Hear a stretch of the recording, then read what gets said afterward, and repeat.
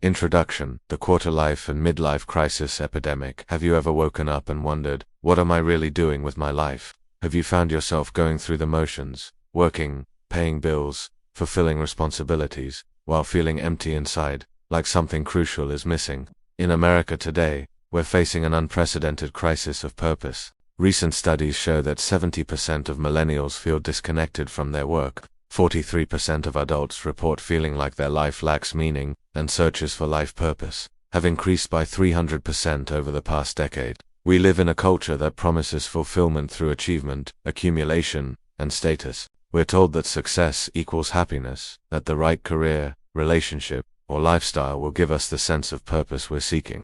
Yet depression and anxiety rates continue to climb, even among those who have made it by worldly standards. Social media feeds us a constant stream of highlight reels from others' lives, making us question whether we're falling behind, whether we're in the right place, whether we're living up to our potential. The paradox of choice has left many paralyzed. With so many options available, how do we know we're choosing the right path? But what if the very way we're thinking about purpose is fundamentally flawed? What if true fulfillment doesn't come from finding the perfect job or achieving certain milestones, but from understanding something much deeper about our identity and calling? Jesus lived in a world where most people's paths were predetermined. You were born into a trade, a social class, a way of life. Yet he consistently called people to something greater than their circumstances. Fishermen became leaders, tax collectors became disciples, outcasts became beloved children of God. Throughout his ministry, Jesus demonstrated that purpose isn't found in what you do, but in who you are becoming and how you're loving others. He showed that meaning isn't derived from achievement, but from alignment with God's heart for the world. Today we're going to explore Jesus' revolutionary teachings on purpose, calling, and what it means to live a truly fulfilling life. These aren't just inspirational concepts, they're practical, life-changing principles that can transform how you think about your work, relationships, and daily choices. Chapter 1: The Restless Disciple. The Search for Something More. The sun was setting over the hills of Judea as Jesus and his disciples made camp for the night. They had been traveling from town to town, teaching and healing, and the constant movement seemed to stir something restless in one of the younger followers. Matthew approached Jesus as he sat quietly by the fire, looking out over the landscape. The former tax collector had left behind a lucrative career to follow this teacher, but lately, doubt had been creeping into his mind. "Teacher," Matthew began hesitantly, "I need to ask you something that's been troubling me. When I left my tax booth to follow you, I thought I was finally finding my true purpose. But lately, I've been wondering, did I make the right choice? My old colleagues are building wealth, securing their futures, making names for themselves. Sometimes I feel like I'm just wandering around with no clear direction." He paused, looking into the fire. "I see other people who seem so certain about their paths. Successful merchants, respected religious leaders, even Roman officials who have clear roles and responsibilities. But here I am, not sure what I'm supposed to be doing with my life. How do I know if I'm living the life I'm meant to live?" Jesus looked at Matthew with the gentle understanding of someone who had seen this struggle many times before. "Matthew, tell me something. When you were collecting taxes, making good money, following a clear career path, were you fulfilled? Did you wake up each morning excited about the day ahead?" Matthew shook his head slowly. "No, teacher. I felt empty inside. I had money and security, but no joy. People despised me, and honestly, I despised what I was doing. But at least I knew what was expected of me each day. And now," Matthew considered the question carefully, "now, I feel alive when we help people. When I see someone's face light up after you've healed them, or when they understand something new about God's love. But I also feel uncertain about the future, about whether I'm making the right contribution." Jesus smiled and picked up a small stone from the ground. "Matthew, you're confusing purpose with security, meaning with certainty. Let me ask you this. Which version of you, the tax collector or the disciple, is more aligned with who God created you to be?" "The disciple," Matthew answered without hesitation. "But how do I know I'm not just following an emotion? How do I know this isn't just a phase that will leave me with nothing when I am older?" Jesus tossed the stone gently into the darkness beyond the firelight. "The question you're really asking is one that plagues many people. How do I know I am living the right life? But that question assumes there's only one right path for you, and that your purpose is something you find rather than something you become." Chapter 2: The Myth of the Perfect Path. understanding God's design. As other disciples gathered around the fire, drawn by the conversation, Jesus began to teach about the nature of purpose and calling. Many of you have been taught to think about purpose as if it is a treasure buried in a specific location, he said, looking around the circle. You imagine that somewhere out there is the perfect job, the ideal relationship, the right city to live in, and if you could just find these things, you would finally feel fulfilled and purposeful. Peter leaned forward. Isn't that true, teacher? Didn't you call each of us to leave our old lives and follow you? Wasn't there a specific path you wanted us on? Good question, Peter. Yes, I called you to follow me. But notice what I didn't do. I didn't give you a detailed life plan, a career roadmap, or a guarantee about where this journey would lead. I simply said, "Come, follow me, and I will make you fishers of men." Jesus picked up several different stones from around the fire. Look at these stones. Each one is different size, different color, different texture. But they're all stones. In the same way, each of you has unique gifts, experiences, and personality traits. But you all have the same fundamental purpose. James looked puzzled. What do you mean we all have the same purpose? Our gifts are so different. Your fundamental purpose, every human's fundamental purpose, is to love God and love others. Everything else, your career, your relationships, your daily activities, are simply different ways of expressing that same core purpose. Jesus held up the stones to catch the firelight. Peter, when you were fishing, were you living without purpose? Were those years meaningless because you weren't yet following me explicitly? Peter considered this. I don't think so. I was providing for my family, feeding people in my community. I was being responsible and reliable. Exactly. You were already expressing love through your work, love for your family by providing for them, love for your community by supplying food. When I called you to follow me, I wasn't rescuing you from a purposeless life. I was inviting you to express that same love in new ways. Thomas raised his hand. But teacher, what about people who are in jobs they hate, or situations that don't seem to matter? What about people who feel stuck? Jesus' expression became deeply compassionate. Thomas, feeling stuck is often a sign that you've disconnected your daily activities from their deeper meaning. It doesn't necessarily mean you need to change everything. It might mean you need to remember why what you're redoing matters. Chapter 3. The Inside-Out Approach. Purpose as Identity, not activity. As the fire crackled and the stars became more visible, Jesus continued to address the disciples' questions about purpose and direction. Let me teach you something that could completely transform how you think about your life, he said, his voice taking on the rhythm of a master teacher. Most people approach purpose backwards. They think purpose is about finding the right thing to do, but purpose is actually about becoming the right kind of person. He gestured toward the night sky. Look at the stars. Each one has a different brightness, a different position, but they all have the same fundamental purpose: to give light. Some are part of constellations that help travelers navigate. Others are single points of light that simply shine into the darkness. Which ones are fulfilling their purpose better? Andrew answered. They all are, in their own way. Exactly. Now imagine if a star spent all its energy worrying about whether it was in the right constellation, whether it was bright enough compared to other stars, whether it should try to change its position to be more prominent. What would happen? Mary, who had joined the group, spoke up. It would waste energy that should be spent shining. Perfect, Mary. This is what happens when you focus on finding the perfect external circumstances rather than developing your internal character. You waste energy that should be spent becoming the person God created you to be. Jesus looked around the circle. Your primary calling isn't to a job, a location, or even a specific ministry. Your primary calling is to become more like God, to grow in love, wisdom, patience, kindness, integrity, and service. When you focus on this internal transformation, the external circumstances become less important because you can fulfill your purpose anywhere, in any situation. Nathaniel looked thoughtful. So you're saying that someone can be equally purposeful whether they're a farmer or a king? Yes, if they approach their role with the same heart of service and love. A farmer who grows food with gratitude and care, who treats his workers fairly, who sees his work as serving his community. He may be living more purposefully than a king who rules only for his own glory. Jesus picked up a small branch and began sketching in the dirt. Think of purpose like a tree. The roots are your relationship with God and your character development. The trunk is your core values and commitments. The branches are the specific activities, jobs, and roles you take on throughout your life. Most people focus on the branches, trying to find the perfect branch. worrying when branches change or break off. But a tree with healthy roots and a strong trunk can grow new branches, can survive storms, can flourish in different seasons. Chapter 4, The Parable of the Talents Revisited.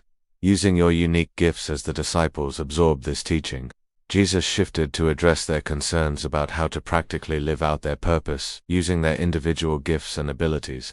Let me tell you a story that will help you understand how to approach your unique calling, he said, settling more comfortably by the fire. A wealthy man was going on a long journey, so he called his 3 servants and entrusted them with his wealth. To one he gave 5 talents, to another 2 talents, and to another 1 talent, each according to their ability. Then he left on his journey. The disciples leaned in, recognizing the beginning of a familiar parable. The man with 5 talents immediately put them to work and doubled his money.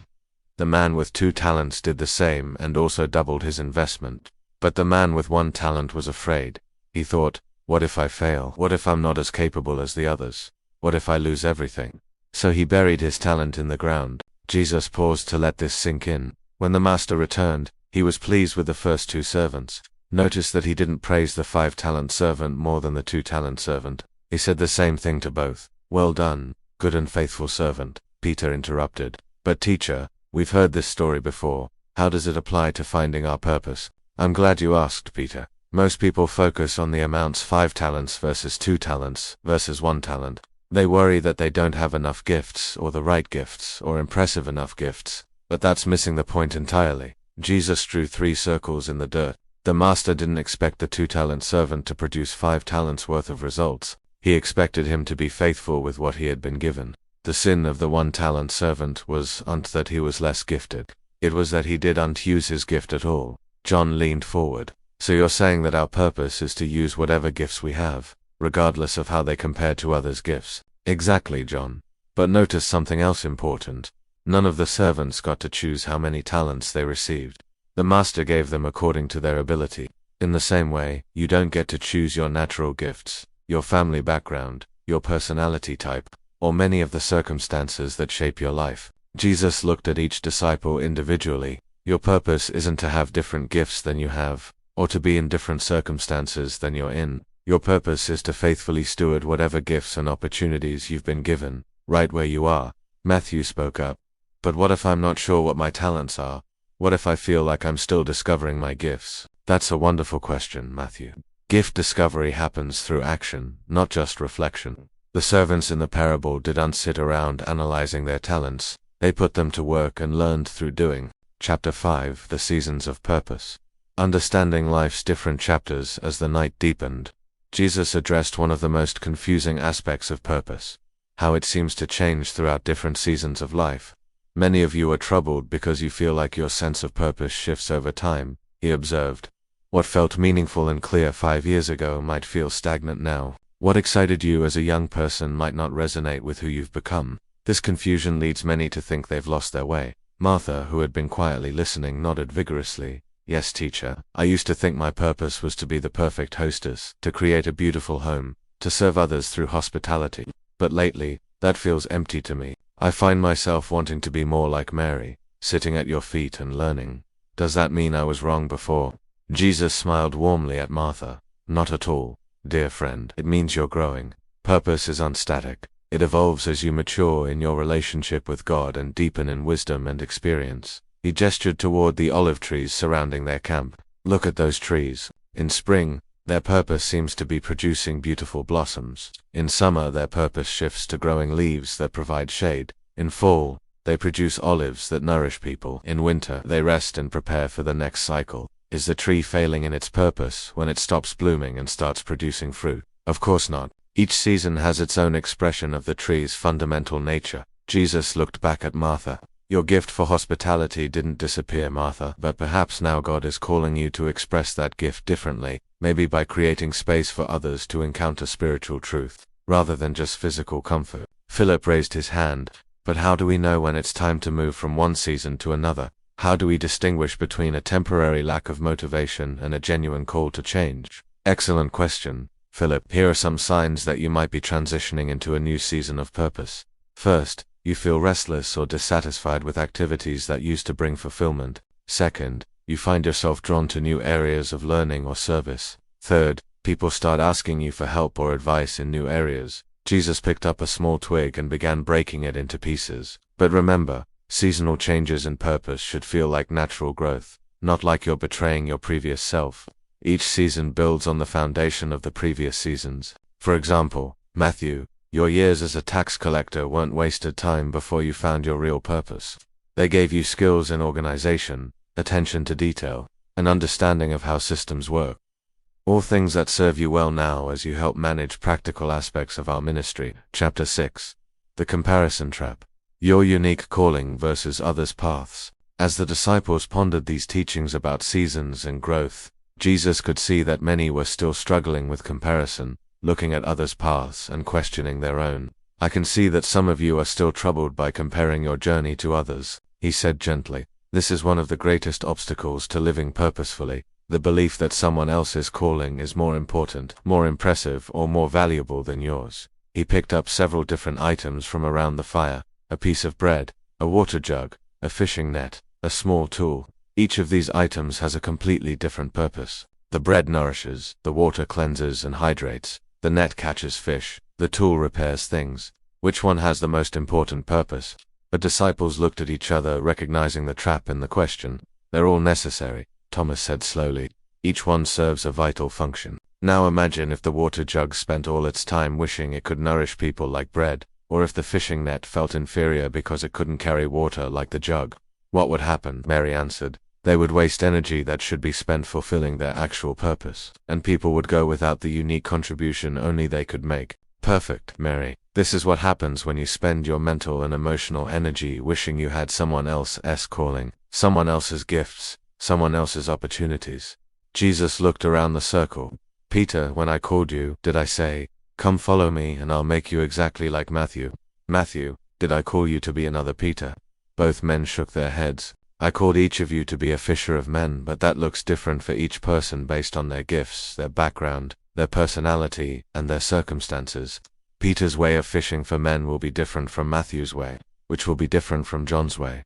Jesus stood up and walked to the edge of their circle, looking out into the darkness. Here's what I want you to understand. The world needs your unique contribution. If you spend your life trying to be someone else, not only will you be miserable, but the world will miss out on the gift that only you can give. He turned back to face them. Stop asking, "Why can't I be more like them?" Start asking, "How can I become the fullest version of myself?" Stop wondering, "Why don't I have their opportunities?" Start wondering, "How can I make the most of the opportunities I do have?"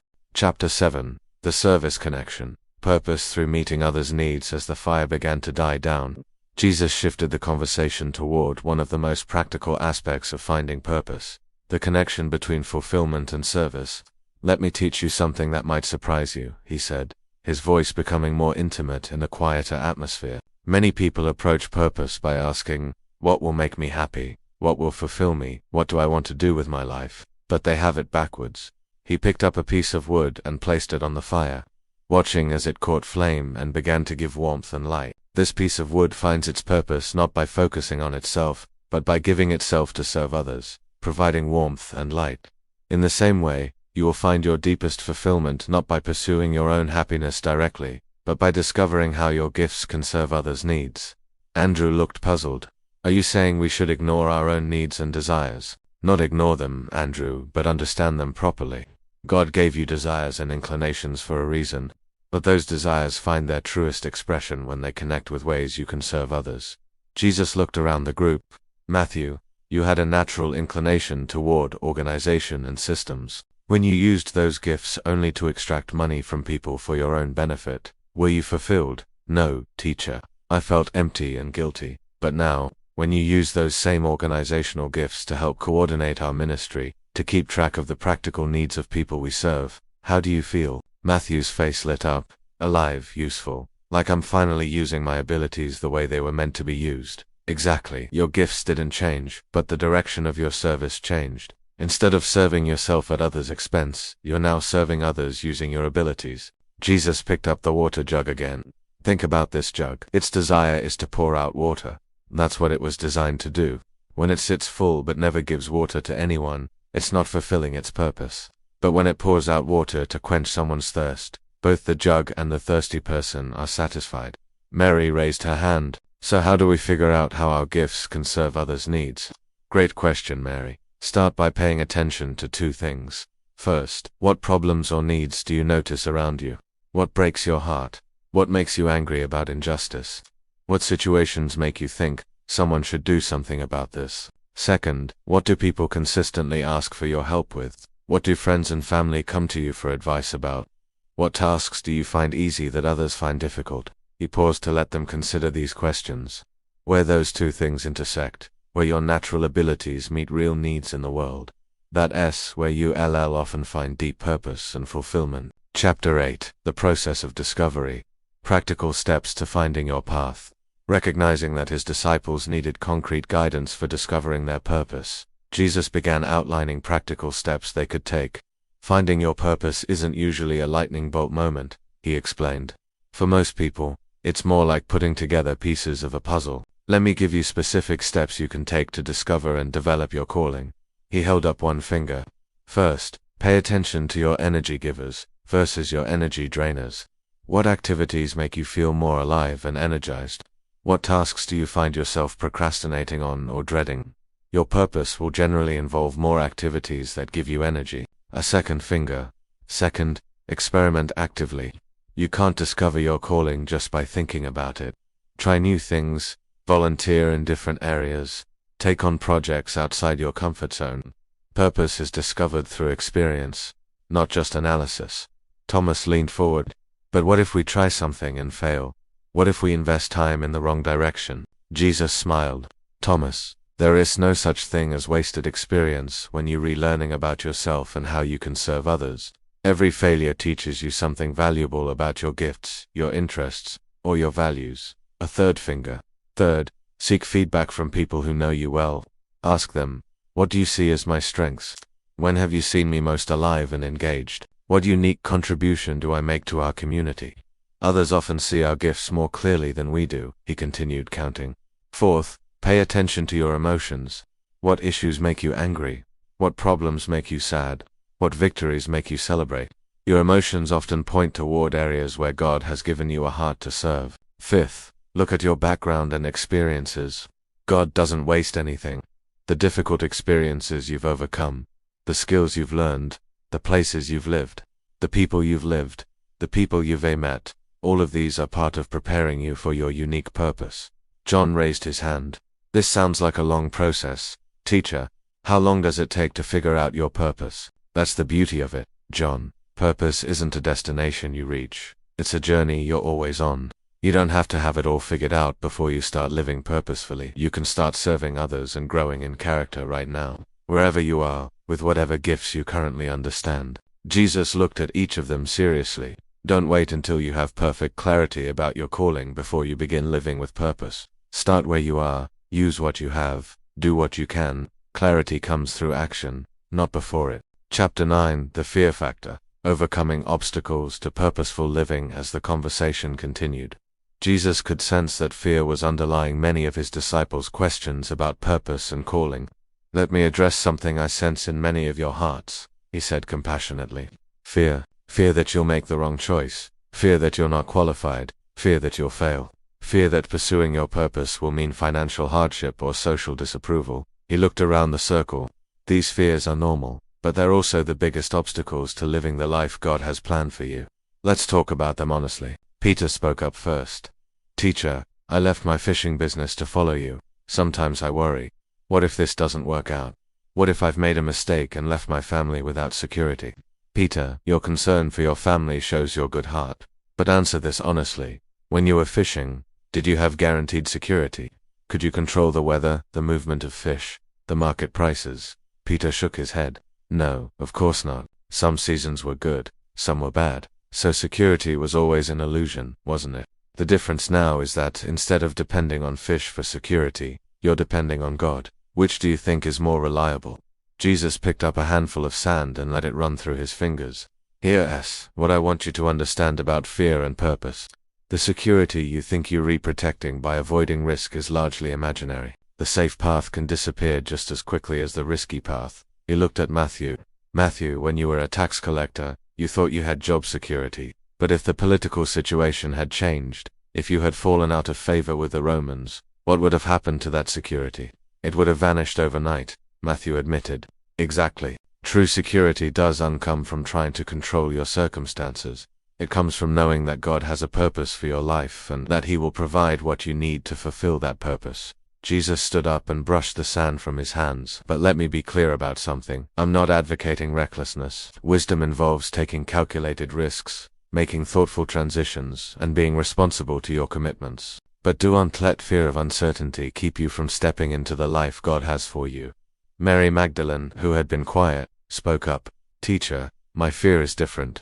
I'm afraid that I'm not good enough, that I don't have enough education or experience to make a real difference. When I see others who seem so qualified and gifted, I feel like I should just stay in the background. Jesus' expression became infinitely tender. Mary, do you remember the woman who gave 2 small coins at the temple? The rich people were giving large amounts, but I said she had given more than all of them. Why do you think I said that? Because she gave everything she had. Yes, but also because she understood something the wealthy donors missed. God is more interested in the heart behind the gift than the size of the gift itself. The same is true with your calling. Jesus sat back down next to Mary. God doesn't call the qualified. He qualifies the called. Every person who has ever made a significant difference in the world started from a place of feeling inadequate. Moses felt inadequate. David felt inadequate.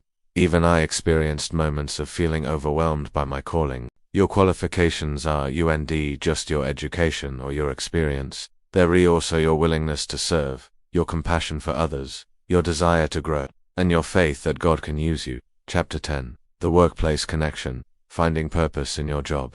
Recognizing that most of his followers would need to work regular jobs to support themselves and their families, Jesus addressed how to find purpose within conventional employment. Many of you will spend the majority of your waking hours in work that may not seem directly connected to spiritual ministry, he acknowledged.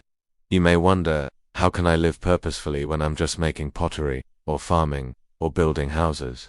Let me help you understand how any work can become a calling. He gestured toward their simple campsite.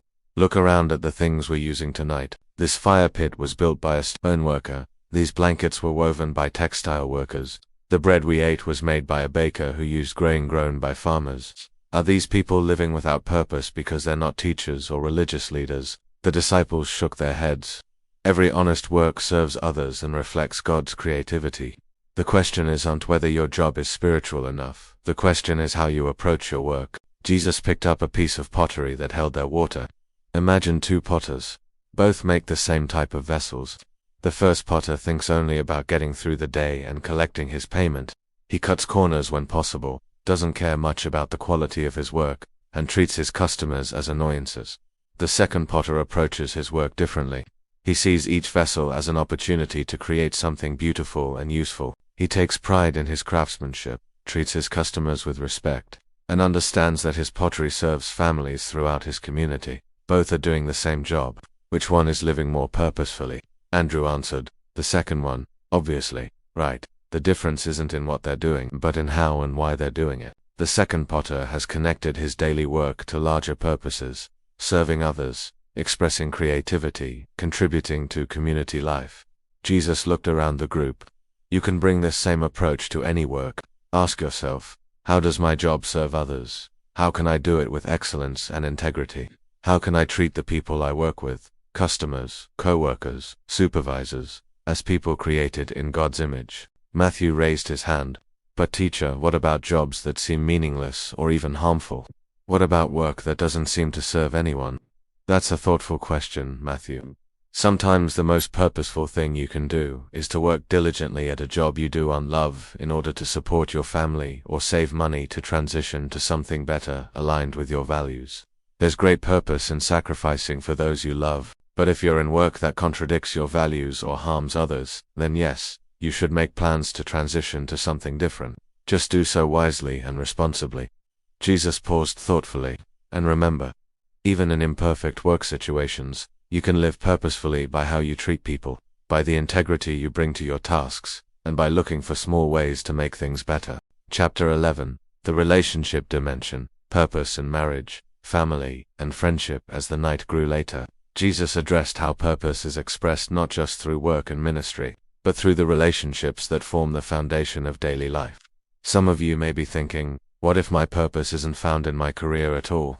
What if I'm called primarily to be a spouse, a parent, a friend? He said, acknowledging the thoughts he could see in several faces around the fire. Let me be very clear about this. There is no higher calling than to love people well. The relationships in your life, your marriage, your children, your friendships, your community connections, these are not obstacles to your real purpose. They are often the primary way your purpose gets expressed. Martha looked up with interest. So when I spend my time caring for my household, managing family needs, creating a welcoming environment for others, that's purposeful work. Martha, listen carefully. The work of creating loving relationships, nurturing others' growth, building stable families, and developing strong communities is some of the most important work in the world. Society depends on people who will do this work with intention and excellence. Jesus picked up a small lamp and held it up so everyone could see. This lamp seems small and simple, but without it, we would all be sitting in darkness. In the same way, the simple work of loving people well, day by day, creates the foundation that makes everything else possible. He looked around at the disciples. The businessman who works with integrity is influenced by parents who taught him honesty. The leader who serves with humility learnt those values from someone who modeled them. The healer who shows compassion was shaped by people who showed compassion to her. Your investment in relationships creates ripple effects that extend far beyond what you can see. John leaned forward.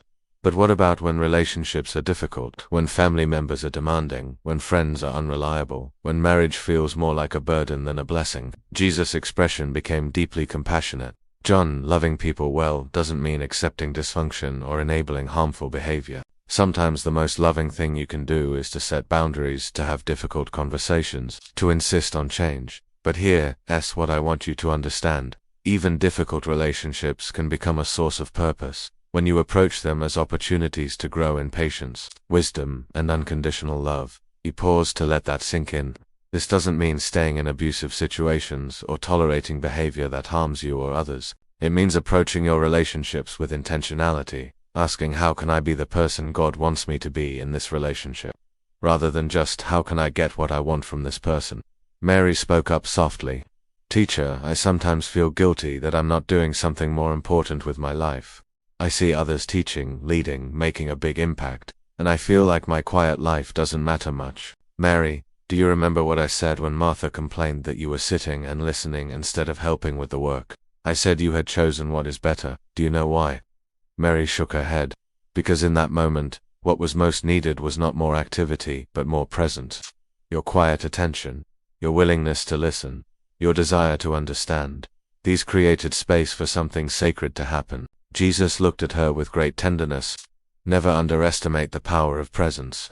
Mary, some of the most purposeful people in the world are those who create space for others to be seen, heard, and loved. They may never be famous, but they change lives through the quality of their attention and care. Chapter 12. The Money Question. Purpose versus financial pressure. As the conversation continued, one of the disciples raised the question that many were thinking about but hesitant to ask directly. Teacher, said James hesitantly, I want to live purposefully, but I also need to support my family. What happens when following your purpose doesn't pay enough? What if doing what you feel called to do means financial struggle? Jesus nodded with understanding. James, you've asked one of the most practical questions about purpose. Let me address this honestly because I know many of you share this concern. He picked up several coins from his purse and held them in his palm. Money is a tool, a necessary tool for providing for your needs and the needs of those you're responsible for. There's nothing spiritual about poverty, and there's nothing unspiritual about earning a good living. But here's what I want you to understand. The goal isn't to choose between purpose and provision. The goal is to find ways to align them as much as possible. Jesus looked around the circle. Sometimes this alignment happens quickly. Someone discovers they can make good money doing work they love. But more often, it's a gradual process of building bridges between your current situation and your ideal situation. He began laying out the coins in a pattern. Here are some practical strategies. First, you might start by doing purposeful work part-time, while maintaining your current income through other means. Many people begin serving their calling in the margins, evenings or weekends, small projects, while keeping their day job. Second, you might look for ways to make your current work more aligned with your values. Could you change roles within your current organization? Could you bring new initiatives to your workplace that better reflect your heart for service? Third, you might develop skills that are both personally fulfilling and financially valuable. What education or training could you pursue that would open doors to work that serves both your purpose and your financial needs? Thomas raised his hand. But teacher, what if none of those options work? What if someone truly needs to choose between following their calling and providing for their family? Then, Thomas, providing for your family is following your calling.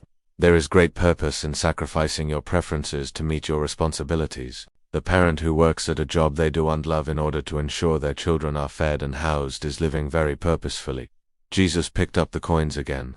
But even in that situation, you're not without options. You can bring excellence and integrity to whatever work you do. You can treat people with kindness. You can look for small ways to serve others, even within a job that isn't your ideal. You can model good character for your children and co-workers. And you can continue to develop your calling gradually. Many people have built their dream life slowly, over years, while faithfully meeting their current responsibilities. Peter spoke up. It sounds like you're saying that sometimes purpose requires patience. Exactly, Peter. The culture around you promotes instant gratification. Follow your passion immediately. Quit your job to chase your dreams. Make dramatic changes quickly. But wisdom often requires a longer view. Jesus stood and walked to the edge of their camp, looking out at the vast landscape beyond. Think about a farmer. He doesn't plant seeds and expect to harvest crops the next day. He plants, tends, waters, waits, and trusts the process.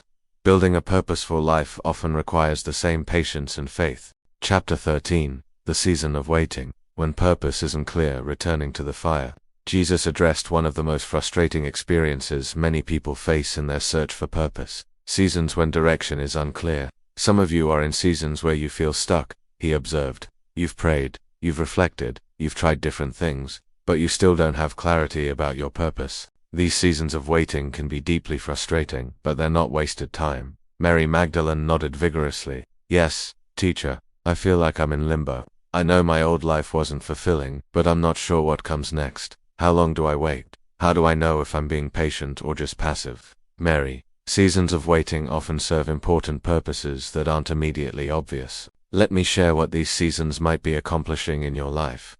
Jesus picked up a seed from the ground. When a farmer plants a seed, there's a period where nothing appears to be happening above ground, but underground, the seed is developing roots, gathering nutrients, preparing for growth. If the farmer dug up the seed to check on its progress, he would destroy the very process that leads to the harvest. In your life, seasons of waiting might be developing your character, building your faith, teaching you patience, or preparing you for opportunities that haven't yet appeared. The key is to remain active in your growth even when your direction isn't clear. He held up one finger. First, focus on becoming rather than finding. Use this time to develop your relationship with God, to grow in wisdom and character, to build skills that will serve you regardless of what path opens up. A second finger. Second, serve faithfully in small things. Jesus looked around at his disciples. Don't wait for the perfect opportunity to start living purposefully. Look for ways to serve others, to use your gifts, to make a difference right where you are, even if it's not your ultimate calling. Third, pay attention to what you're learning about yourself during this season. What values are becoming clearer? What kinds of activities energize you? What problems are you noticing in the world around you? Andrew asked. But how do we distinguish between a season of preparation and just being stuck in fear or indecision? Good question, Andrew. Here are some signs that you're in a healthy season of preparation rather than just stuck. You're continuing to grow and learn. You're serving others in whatever ways are available to you. You're paying attention to opportunities and open doors rather than just waiting passively. And you have peace about the waiting, even if you're eager for clarity. Jesus looked at Mary Magdalene with particular compassion. Mary, seasons of transition can be uncomfortable, but they're often the most important seasons of your life. Don't rush through them, let them do their work in you. Chapter 14, The Community Factor. Finding purpose through others. As the night progressed, Jesus addressed how purpose is often discovered and lived out in the context of community rather than in isolation. Many people in your culture approach purpose as if it's a solo journey, he observed. They retreat into solitude, analyze themselves endlessly, and try to figure everything out in their own minds. But purpose is rarely a private discovery. It usually emerges through interaction with others. He gestured to the circle of disciples around the fire. Look around this group. Each of you has discovered aspects of your calling through your relationships with the others. Peter, didn't your leadership gifts become clearer through your interactions with the other disciples? Matthew, haven't you learned about your gifts for organization by serving this community? The disciples nodded in recognition. Community serves your purpose discovery in several ways, Jesus continued. First, others can see your gifts more clearly than you can. They notice when your eyes light up, when you become energized, when you naturally excel. They can mirror back to you the impact you're having that you might not even recognize. John leaned forward. I've noticed that, teacher. People often tell me I'm encouraging, but I don't feel like I'm doing anything special. Exactly. John, what feels natural and effortless to you might be a significant gift that others desperately need. Community helps you recognize these gifts. Jesus picked up a small stick and began drawing in the dirt. Second, community provides opportunities to practice and develop your gifts. You can't discover your calling just through thinking about it. You need chances to serve, to lead, to create, to help. Community gives you those opportunities. Third, community shows you where you're needed. When you're isolated, it's easy to focus only on your own interests and preferences. But when you're connected with others, you see their needs, their struggles, their dreams. You discover places where your gifts could make a real difference. He drew several interconnected circles. Fourth, community provides accountability and support for living out your purpose. It's much easier to stay committed to your calling when others are encouraging you, checking in with you, and sharing the journey with you. Martha raised her hand. But teacher, what about people who are naturally introverted or who have been hurt by community in the past? How do they find purpose if they struggle with relationships? That's an important question, Martha. Not everyone will engage with community in the same way, and that's fine. Some people will find their community in small, intimate groups rather than large gatherings. Others will connect through shared activities or common interests rather than through deep personal sharing. Jesus looked at her thoughtfully. And you're right that some people have been wounded by unhealthy communities. But that doesn't mean they should avoid community altogether. It means they need to find healthier communities. The key is to find your people, the individuals or groups where you can be authentic, where your gifts are recognized and valued, where you can contribute meaningfully to others' lives. These communities might be found in neighborhoods, workplaces, churches, hobby groups, volunteer organizations, or online connections. Chapter 15. The Legacy Perspective. Purpose beyond your lifetime. As the fire burned lower and the night deepened, Jesus shifted the conversation toward a longer-term view of purpose that extended beyond immediate circumstances. I want to help you think about purpose from a different perspective, he said, his voice taking on a more contemplative tone. Instead of just asking, what should I do with my life? Try asking, what kind of world do I want to help create? What legacy do I want to leave? How do I want to be remembered? He looked up at the star-filled sky. Your individual life is like one star in that vast sky. It has its own brightness and beauty, but it's also part of something much larger, a constellation of lives that together create light in the darkness. Philip looked thoughtful. So you're saying we should think about how our lives fit into the bigger picture? Yes, Philip. When you think about purpose only in terms of your own fulfillment, your own happiness, your own success, you're thinking too small. But when you consider how your gifts, your choices, and your character contribute to the larger story of humanity, purpose becomes much clearer. Jesus picked up a small stone and held it up to catch the firelight. This stone seems insignificant by itself, but if I use it to start building a foundation, and you add another stone, and others add more stones, eventually we've built something that will last long after we're gone. Your purpose includes building things that will outlast your lifetime, relationships, values, institutions, movements, changes in your community, investments in the next generation. Mary spoke up. How do we know what will actually last? How do we know what's worth building? Excellent question, Mary. Focus on things that develop people rather than just things that benefit you. Invest in relationships, character development, justice, truth, beauty, compassion. These have lasting value. Build institutions, systems, and movements that serve others rather than just accumulating wealth or status for yourself. Jesus looked around the circle. Ask yourself, what problems do I want to see solved in the world? What changes do I want to see happen? What would I want my grandchildren to inherit from the work I do in my lifetime? Thomas raised his hand. But teacher, how can ordinary people like us have that kind of lasting impact? We're not kings or prophets or great leaders. Jesus smiled. Thomas, some of the most important legacy builders in history have been ordinary people. The teacher who inspires students who go on to change the world. The parent who raises children with strong character who then raise their own children well. The craftsperson who takes pride in their work and influences others to do the same. The business owner who treats employees fairly and creates a culture of integrity. The neighbor who builds community and shows others how to care for one another. The volunteer who serves faithfully and models servant leadership.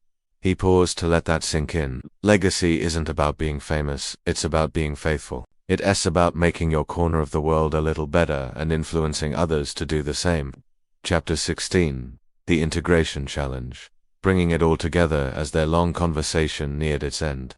Jesus helped his disciples understand how to integrate all these aspects of purpose into a coherent approach to life. We've talked about many different dimensions of purpose tonight, he said, settling back by the fire.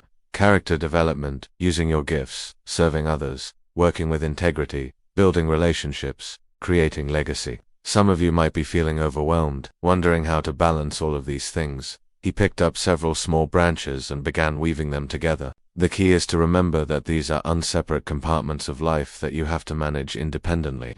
Like these branches, they work together to create something stronger than any single branch could be alone. Your character development happens through serving others. Your gifts become clearer through building relationships. Your work becomes more meaningful when you approach it as legacy building. Your relationships deepen when you serve others together. Andrew leaned forward. So you're saying we don't have to choose between these different aspects of purpose? That's right, Andrew. In fact, the most fulfilling life comes when these different dimensions support and enhance each other rather than competing with each other. Jesus held up the woven branches. Here's how this integration might look practically. You choose work that allows you to use your natural gifts in service of something larger than yourself. You build relationships with people who share your values and who encourage your growth. You approach your daily responsibilities, whether parenting, working, or serving, as opportunities to develop character and create positive impact. You make decisions by asking questions like, how does this choice help me become the person God wants me to be? How does it allow me to serve others? How does it use my gifts? How does it contribute to the kind of world I want to help create? Mary Magdalene nodded slowly. So purpose isn't about finding one perfect thing to do with our lives.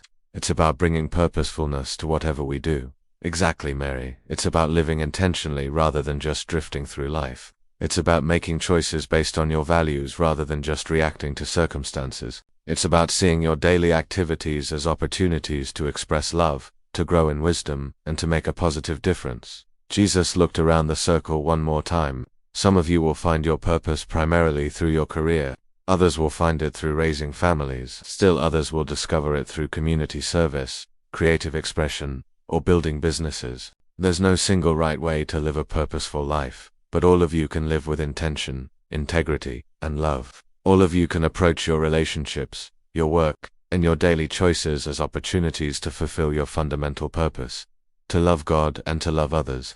Chapter 17. The Obstacles and Challenges. When purpose becomes difficult, as the disciples absorbed these teachings, Jesus could see that some were already anticipating the challenges they would face in trying to live out these principles. Let me prepare you for something, he said, his tone becoming more serious. Living purposefully isn't always easy or comfortable. In fact, it will often require you to make difficult choices, to go against cultural expectations, and to persist through seasons of discouragement. Peter shifted uncomfortably.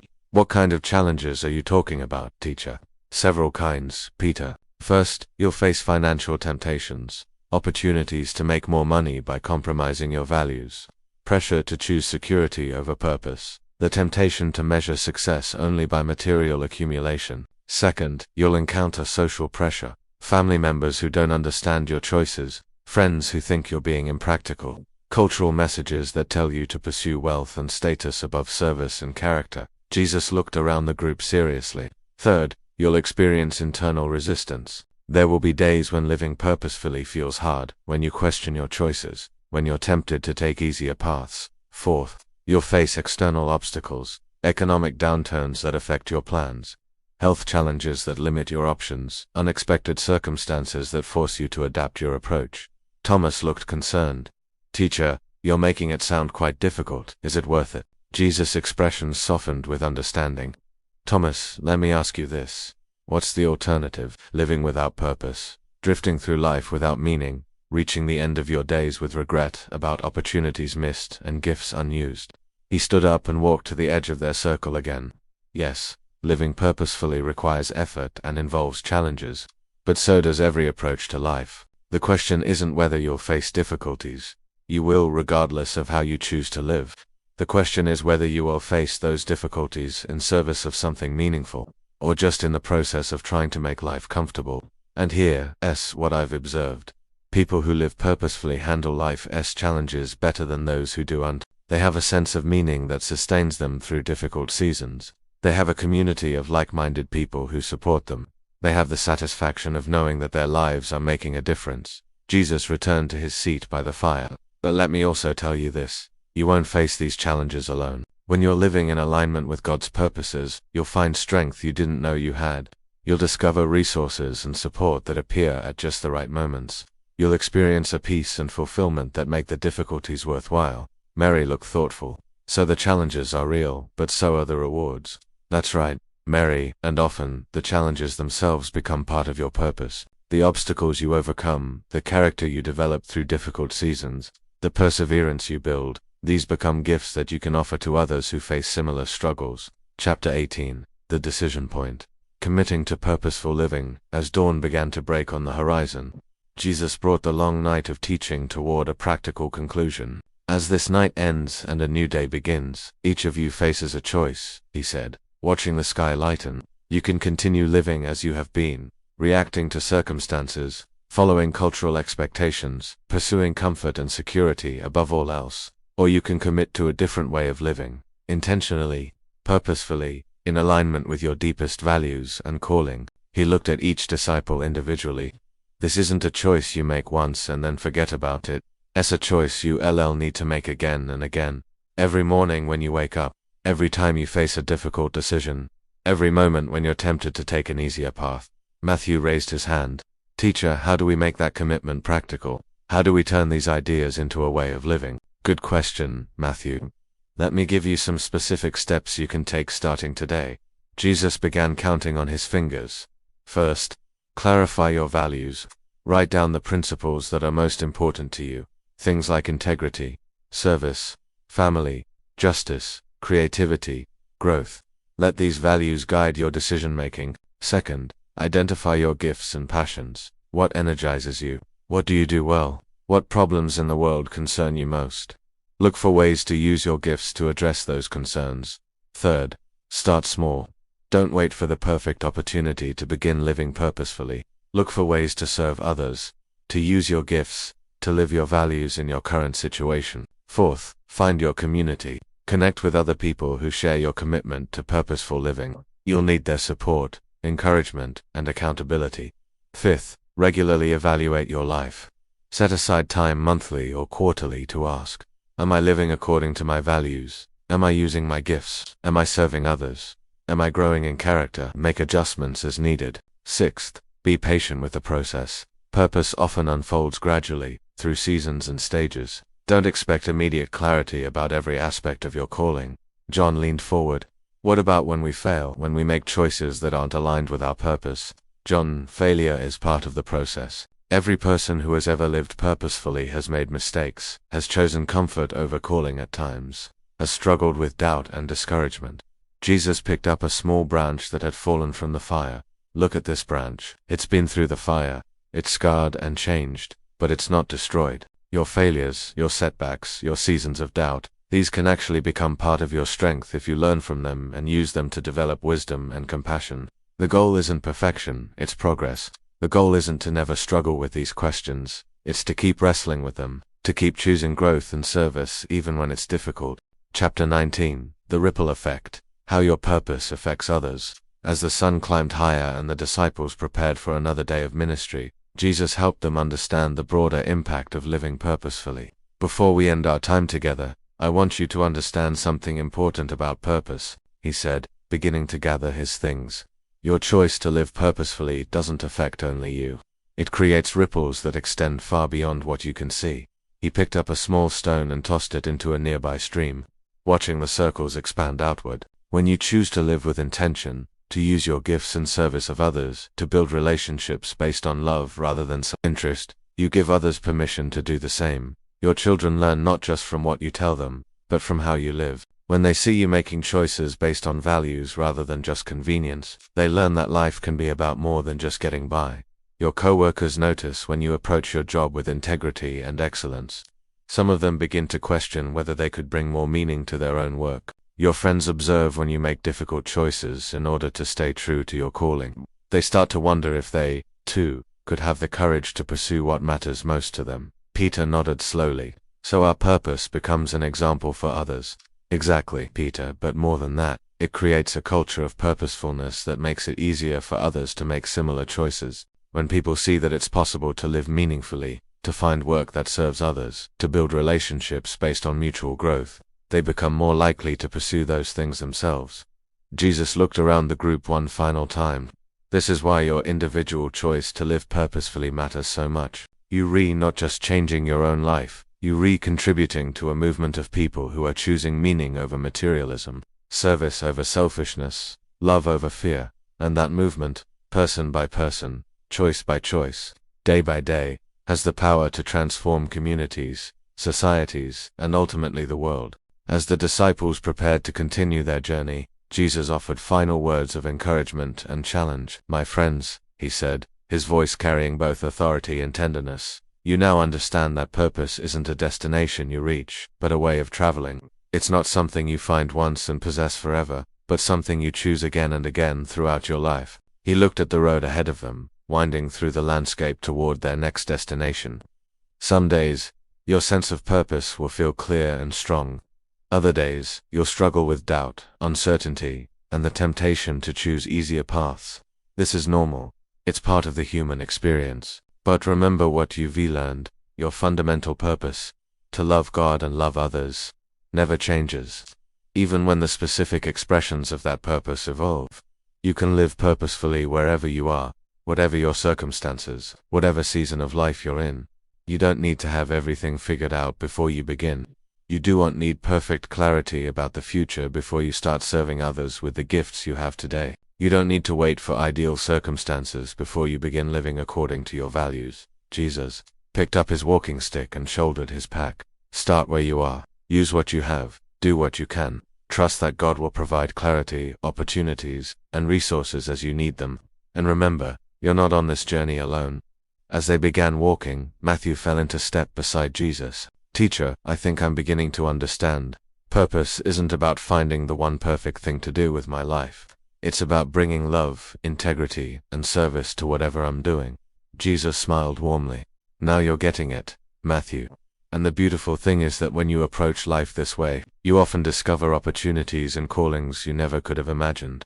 When you were focused only on your own plans and preferences, the group walked in comfortable silence for a while, each disciple reflecting on the night's teachings and how they might apply them to their own lives and circumstances. As they crested a hill and saw a village in the distance, Jesus paused and turned back to address them all. Remember this moment, he said, gesturing toward the village ahead, and then back toward the path they had traveled. You came to this place seeking answers about purpose and direction. You're leaving with something more valuable than answers. You're leaving with a way of approaching life that will serve you through every season, every challenge, every opportunity that lies ahead. The people in that village ahead, and in every village you'll ever enter, are struggling with the same questions you've been wrestling with. They're looking for meaning, for direction, for hope that their lives can matter. Your purpose is to show them, through how you live, how you love, how you serve, that such a life is possible. This is your calling, your purpose, your mission. Not just to find a meaningful life for yourselves, but to help others discover that they, too, can live with intention, with hope, and with love. As they resumed their journey toward the village, each disciple carried with them not just new understanding about purpose, but a renewed sense of mission. They had learned that purpose isn't found in perfect circumstances or ideal jobs, but in the decision to live each day with love, integrity, and service. They had discovered that meaning doesn't come from having all the answers, but from continuing to ask good questions and being willing to grow through the process of seeking. Most importantly, they had learned that their individual search for purpose was part of a larger story. God's ongoing work of redemption and restoration in the world carried out through ordinary people who choose to live extraordinary lives of love and service. The road ahead was still uncertain, full of challenges and opportunities they couldn't yet imagine. But they walked forward with confidence, knowing that they carried within themselves everything they needed to live purposefully, whatever circumstances they might encounter.